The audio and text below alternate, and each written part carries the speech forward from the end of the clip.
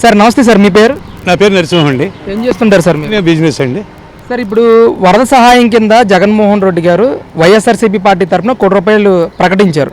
దానిని ఈరోజు వరద ప్రాంతాల్లో ఉన్న వాళ్ళకి కిట్ల రూపంలో పంచిపెడుతున్నామని చెప్పేసి బొత్స సత్యనారాయణ గారు నేను ప్రెస్ మీట్లో మాట్లాడటం ఎలా అనిపిస్తూ ఉంది, అసలు ఎలా చూస్తారు దీన్ని?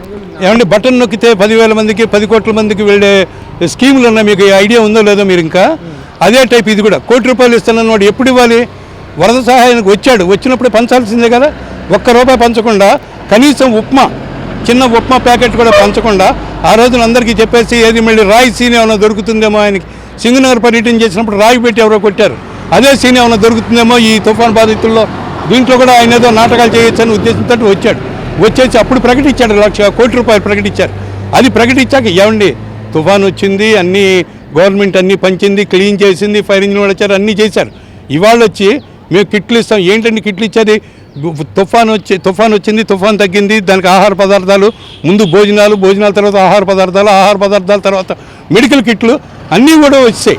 ఇంకా అన్నీ వచ్చాక ఇప్పుడు ఈయన మొదలు పెడతానంటే ఏదో స్వామిలు చెప్పినట్టు ఉంటుందండి. అది ఆయన చేసే పనులు కూడా అట్లానే ఉంటాయి. ఇప్పుడు 10 రోజుల తర్వాత 15 రోజుల తర్వాత వాళ్ళు నేను కిట్లు ఇచ్చానంటే మీకు లెక్క తెలుసా, నాకు లెక్క తెలుసా? ₹1,00,00,000 అంటాడు, వాళ్ళు ₹1,00,000 కిట్లు పంచుతాడు. ఏం కిట్లు పంచుతున్నాడు ఆయన? ఎవరికైనా తెలియాలి కదా. ఏమంటే ఈ భోజనాలు ఇవి పెట్టామని. ఆయనకి ఇంకోటి ఉందండి. ఆయన వచ్చినప్పుడే బొత్స సత్యనారాయణ గారు వచ్చినప్పుడే ఆడవాళ్ళు చీపురు కట్టలతోటి కొట్ల, అదొక్కటే జరిగింది. వాళ్ళు అడిగిన క్వశ్చన్కి బొత్స సత్యనారాయణ గారు పారిపోయారు ఒక దెబ్బకి. అదే అంటే అప్పుడే ఆయన వచ్చినప్పుడు సీఎం గారు వచ్చినప్పుడు ఇదిగో నేను ₹1 ఇస్తున్నాను, ఇదిగో నా పెన్ను ఇస్తున్నాను, లేకపోతే పాల ప్యాకెట్ ఇస్తున్నానని అక్కడే అనౌన్స్ చేయాలి. ఏదో స్వామి చెప్పినట్టు అయిపోయిందండి వాళ్ళ అక్కడ. ఇది వాళ్ళది ఇంకా కిట్లు పెంచారన్నా, ఇది చేశారు, కిట్లు పెంచారన్నా, ఇవి పంచుతామన్నా కూడా జనాలు విశ్వసించట్లేదు, దాన్ని నమ్మట్లేదు. ఇప్పుడు వరద ప్రభావిత ప్రాంతాల్లో నష్టపోయిన కుటుంబాలకి ₹25,000 ఆర్థిక సాయం గ్రౌండ్ ఫ్లోర్లో ఉన్న వాళ్ళకి, పై ఫ్లోర్లో ఉన్నవాడికి ₹10,000 ఆర్థిక సాయాన్ని చంద్రబాబు నాయుడు నిన్న ప్రకటించారు. అసలు దీనిపై మీ అభిప్రాయం ఏంటి? ఈ ప్రాంతానికి సంబంధించిన వరద బాధితుడిగా ఏమండి, నేను అనుకున్నది ఆయన ground floor 25,000, first floor 10,000 announce చేశారండి. కానీ అండి ఈ సింగనగర్, అజయ్ సింగనగర్ ఇవన్నీ ఏరియాలో కూడా బడుగు వర్గాలు, పేదలు, middle class, below middle class people వీళ్ళు ఎక్కువ ఉన్నారండి. 25,000 అనేది వాస్తవంగా గ్రౌండ్ ఫ్లోర్లో డ్యామేజ్ వచ్చిన వాళ్ళకి 25,000 ఇవ్వడం అనేది హర్షదాయకమే. బట్ ఇంకా కొద్దిగా పెంచి వస్తు రూపంలో వాళ్ళకి ఫ్రిడ్జ్లో ఇవాళ టీవీ కానీ, ఫ్రిడ్జ్ కానీ, బండి రిపేర్లకు కూడా అమౌంట్లు ఇస్తామని చెప్పని అన్నారండి. 3,000 బండికి రిపేర్లు కూడా, ఆటోకి 10,000, ఇవన్నీ కూడా ఒక విధంగా చేయూతనిచ్చినట్టేనండి. నేను చెప్తున్నా కదా, ఎప్పుడు కూడా మనం తుఫాన్లు వచ్చినప్పుడు 2,000 ఇవ్వడం, తుడి చేసుకోవడం, వెళ్ళిపోవడం. ఏ చీఫ్ మినిస్టర్ కానివ్వండి, మినిస్టర్ కానివ్వండి, ఎవడైనా లేదా ఇంత ఆర్థిక సహాయం ప్రకటించి వెళ్ళిపోయేవాడు. కానీ వీళ్ళు ఎట్లా కాదు, మొత్తం అన్నీ చేస్తున్నారు. ఆహార పదార్థాలు ఇచ్చారు, ఆహార పదార్థాల తర్వాత బళ్ళకి ఇస్తామంటున్నారు, ఇంటి డ్యామేజ్కి ఇస్తామంటున్నారు. మనిషి మరణిస్తే 4 లక్షలు, 3 లక్షలు, 5 లక్షలు ఇస్తామన్నారు. డ్యామేజ్ వస్తే ఇది అన్నారు. వీటివన్నీ ఏంటంటే ఒక విధంగా ప్రజలకి వెన్నుంటుండి నేను చెప్పానండి. దేవేంద్రుడు వర్షాలు పడిపోయిన మన ఏదో నాశనం చేశాడు, కానీ ఈ ఇంద్రుడు ఆ చేయి పెట్టి ఆపి నేనున్నానని మొత్తం అన్నీ లాక్కొస్తున్నాడండి. వాస్తవం అది. ప్రజలు అందరూ విశ్వసించేది, అందరూ నమ్మేది కూడా అదే ఒకటే కారణం. ఏంటి సార్ మరి 100 రోజులైంది చంద్రబాబు నాయుడు గారి పాలన మొదలుపెట్టి ముఖ్యమంత్రిగా బాధ్యత స్వీకరించి, ఎలా ఉంది అసలు ఈ 100 రోజుల పరిపాలనని సాధించింది ఏంటంటారు? ఏమండి, మొదట ఆయన ఎక్కిన దగ్గర నుంచి అంతా షాకేనండి. ఫస్ట్ ఫెన్షను, మనకి జనాలకు అందరికీ కావాల్సింది ఫెన్షన్లు స్టార్టింగ్లోనే 7,000 పాత బాకీలు అవన్నీ కలిపి 7,000 ఇచ్చారు. ఆ 7,000 తీసుకున్న ఆనందం, ఆ మినిస్టర్లు అందరి తలో చోట వెళ్ళి ఈ ఉత్సవాలు జరిపి డబ్బులు ఇచ్చినప్పుడు వాళ్ళ మొహంలో ఆనందం చూడండి. మనం ఏం చెప్పక్కల, టీవీలోనే కనపడుతున్నాయి కదా. అందరూ ఎవరు కూడా 7,000 మేము తీసుకున్నాం, 7,000. వాస్తవంగా వీళ్ళు చాలా క్రిటిసైజ్ చేశారు దాని మీద. వీళ్ళు ఇస్తాడా, ఫస్ట్కి ఇవ్వలేడు, ఫస్ట్కి ఇవ్వకుండా ఏడిపిస్తాడు, 4వ తారీఖు ఇస్తాడు, 10వ తారీఖు ఇస్తాడు, 6,000 ఇస్తాడు. 7,000 తీసుకుని దాని తర్వాత కూడా బ్రేక్ పడుతుంది అనుకున్నారు. కానీ ఎవ్రీ ఫస్ట్ ఎవరికి వాళ్ళు ఇళ్ళకి వెళ్ళి డబ్బులు ఇస్తుంటే వాళ్ళకి ఒకసారి వాళ్ళు అద్దంలో చూసుకోవాలి, వాళ్ళ మొహాలు కూడా అద్దంలో చూసుకుని చెప్పాలి, ఏమంటే ఇట్లా ఇస్తున్నారు, డెవలప్మెంట్ ఇట్లా జరుగుతుంది, ఒక్కొక్కటి ఇస్తున్నారు. అది ఒకటి ఆనందమేనండి. తర్వాత ఫస్ట్ తారీఖు కొన్ని కులాల వారీలుగా ఉన్నాయి, వాళ్ళందరికీ జీతాలు కానివ్వండి, ఇవి పెంచారు, చేనేత కార్మికులకు పెంచారు, మా నాయి బ్రాహ్మణులకు పెంచారు, వీళ్ళకి పెంచారు. మనకి ఏంటంటే ఇంతకుముందు ఫస్ట్ తారీఖు వచ్చిందంటే బటన్ నొక్కడం, అది ఎంతమందికి వెళ్ళిందో ఎవరికి తెలియదు. ఆ బటన్ మాత్రం నొక్కడమే మనకు కనపడుతుంది. అది కంప్యూటర్, అది ఎవరికి ఇస్తుందో ఎవరికి ఏదో తెలియదు.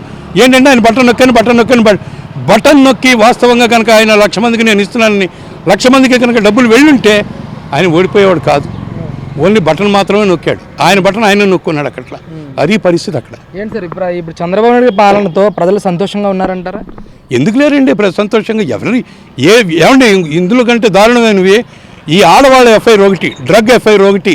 ఏమండి ఇది మీరు గమనించారో లేదో, నిన్నటిదాకానేమో ఆ ఎమ్మెల్సీ ఇంకా స్టిల్ కంటిన్యూ. ఇదేదో సీరియల్ ధారావాహిక రూపంలాగా ఆయన ఏదో మహానుభావుల్లాగా అది ఆయన ఉంచుకున్న ఇంకొక తెలుగు ఆవిడ కూడా లీడర్ అట. ఆ లీడర్ గారు ఉంచుకున్న ఆవిడ నేను ఫ్రెండ్ అంటుంది, ఇది ఉంటుంది, నాకు ఇది అంటుంది, మా ఫ్రెండ్ అంటుంది, మీ ఇద్దరం చాలా కాలం నుంచి ఉన్నాను, నేను 2 కోట్లు పెట్టానంటాడు. అదొక దరిద్రం. నిన్న కాక మొన్న ప్రపంచంలో ఇండియాలో 3 IASని సస్పెండ్ చేసిన మొగాడు ఈయనొక్కడే. That only ladies case. ఏమంటే ఎన్ని రేపులు జరిగాయి, ఎన్ని ఇది జరిగాయి. ఆడవాళ్ళని మీ ప్యాలెస్కి పిలిపిస్తారా? పోలీస్ స్టేషన్కి పిలిపిస్తారంటే వేరే అమ్మాయిని తీసుకొచ్చి 20 రోజులు నువ్వు లాడ్జీలో పెట్టి బంధిస్తారా? అంటే కాల్ చేస్తాం, లేకపోతే రేపు చేస్తాం. ఏంటండి ఇది? ఈమె గవర్నమెంట్లో ఉన్న ఒక సివిల్ సర్వెంట్స్ చేయాల్సిన దారుణమైన ఇదేనండి. సస్పెండ్ కాదండి, మొత్తం టెర్మినేట్ చేసేయాలి. వాళ్ళ సర్వీస్ నుంచి టెర్మినేట్ చేయాలి. అది రాష్ట్రపతిని రాయాలి, వీళ్ళు చేయించాలి. ఒకరికి చేస్తే కానీ బుద్ధి రాదు. ఎంతమంది ఐఏఎస్లు ఎంత సిన్సియర్గా ఉన్న వాళ్ళు కూడా నాశనం అయిపోయారు వీళ్ళ వల్ల. ఒక్కొక్కటి ఆలోచిస్తుంటే మనం చూడండి, డ్రగ్స్ కూడా పోలీస్ డిపార్ట్మెంట్ హ్యాండ్ లేదంటారా?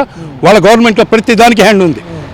అరాచకాలకు ఉంది, ఈ రేపులకు ఉంది, డబ్బులు దీనికి ఉంది, భూ కబ్జాకు ఉంది. ప్రతి విషయంలోనూ, ప్రతి ఈవెంట్లోనూ, ప్రతి జనాలు చూసిన జనాలు ఎవరు కూడా టాలరేట్ చేయలేదండి. మనకెందుకు, ఒకవేళ మనం కనుక పొరపాటున ఏమైనా మాట్లాడితే పోలీసులు వచ్చి విరక్కొడతారని. అయ్యా మన ఇంటెలిజెన్స్ ఐజీ ఉన్నాడు, ఆయన చేసిన దుర్మార్గమే కదండి. ఆయన అంటే ఎన్ని దుర్మార్గాలు చేసి 100 గొడ్లు తిన్న రాబంది ఒక్క గాలివానకు గోవిందని ఒక్క మహారాష్ట్ర సినిమా యాక్టర్ తోటి గోవింద అయిపోయారు. వాళ్ళ సర్వీస్ నుంచి టర్మినేట్ చేయాలి. అప్పుడు తెలిసి వస్తుందండి వీళ్ళకి ఎంత దారుణాలు చేసాం, ఎంతమందిని మనం హింసించాం, ఎన్ని రేపులు చేయించారు. ఇవన్నీ చూస్తుండే మనం చూడక్కర్లేదండి. ప్రజలు కరెక్ట్గా ఎవరికి వాళ్ళు గుండె మీద చేసుకుని ఎవరెవరు బడుగు వర్గాలు, లేబరు, చదువుకొని వాళ్ళ దగ్గర నుంచి విదేశాల్లో ఉన్న NRIల దాకా వచ్చి ఓట్లేశారంటే కారణం ఏంటంటే ఇదేనండి. ఈ అరాచకాలు ప్రతి వాళ్ళు తట్టుకోలేకపోయారు, చూసి ఓట్లేసి గెలిపించారు. వీళ్ళ బతుకు ఇప్పుడే ఉంది, ఈ 100 రోజుల్లో కాదు, ఇంకొక 10 రోజులు అయితే వీళ్ళ బతుకులు ఎవడెవడు బతుకులు ఏంటో అన్నీ బయటకు వస్తాయి. ఒక్కొక్కరి చిట్టా బయటకు వస్తుంది, అందరం సరదాగా చూద్దాం. అదండి పరిస్థితి. నా ఉద్దేశం ఇది కూడా వీవర్స్కి మొత్తం పిట్టు మగ్గం కనిపోతే వాళ్ళకు కూడా 25,000 ఇచ్చేస్తాం.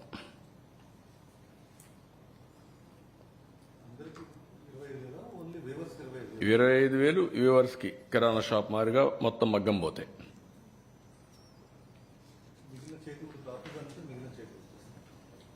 కాదు కిరాణా షాపుల వాళ్ళకి 25,000 ఇస్తామంటే ఆ రేట్లో వీళ్ళకి ఇస్తాం.